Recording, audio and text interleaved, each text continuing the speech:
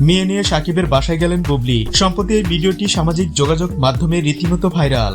আমি প্রথমেই বলে নিই, কারণ হয় কি দর্শকদের জায়গা থেকে তাদের অনেক ধরনের পারসেপশন থাকে। আমি ব্যক্তি বুবলি মানে আছে না, আমাদের তো আসলে একটা পার্সোনাল লাইফ থাকে।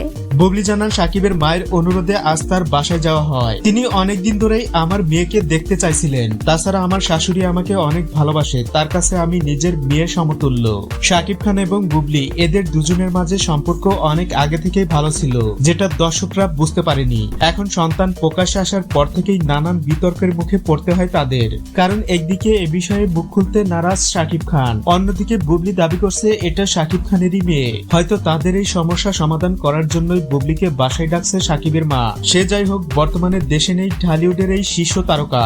বছরের এই সময়টাতে তিনি আমেরিকায় অবসর সময় কাটান। জানা গেছে সেখান থেকে ফিরেই তিনি নতুন সিনেমায় কাজ শুরু করবে।